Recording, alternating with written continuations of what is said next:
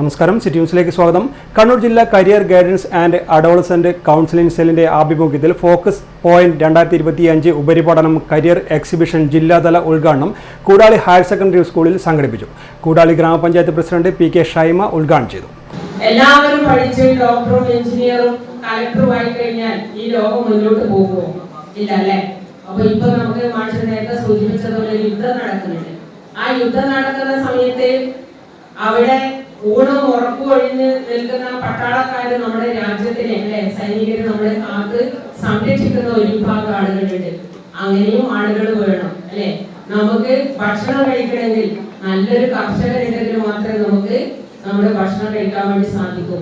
ഏറ്റവും നല്ല വിദ്യാഭ്യാസമുള്ള ചിലപ്പോൾ PG ഡബിൾ PG ഒക്കെ എടുത്തിട്ടുള്ള ഏറ്റവും നല്ല കർഷകരുള്ള ഒരു നാടാണ് നമ്മുടെ നാട്.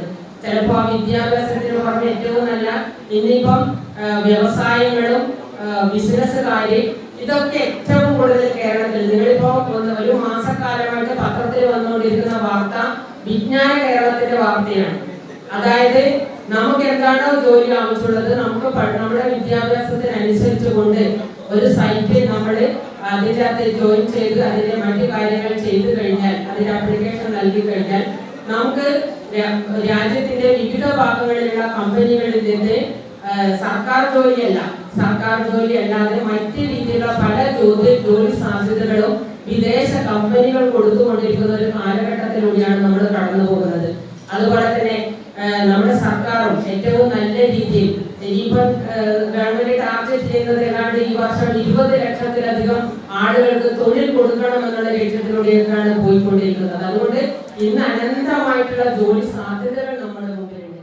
പ്രിൻസിപ്പൽ റീന ഭാസ്കർ അധ്യക്ഷത വഹിച്ചു.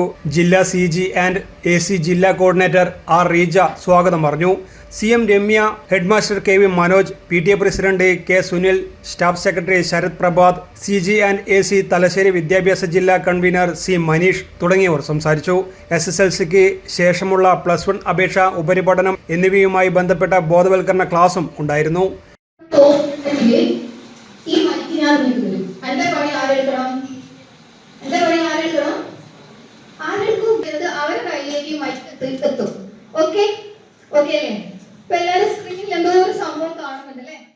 News desk city news. കൂടുതൽ വാർത്തകൾ അറിയാൻ സിറ്റി ചാനൽ വാട്സ്ആപ്പ് ഗ്രൂപ്പിൽ ജോയിൻ ചെയ്യുക. ഒപ്പം YouTube ചാനൽ സന്ദർശിക്കുക. വാർത്തയുടെ അവസാനിക്കുന്നില്ല. മറ്റൊരു വാർത്തയുമായി വീണ്ടും കാണാം. നമസ്കാരം.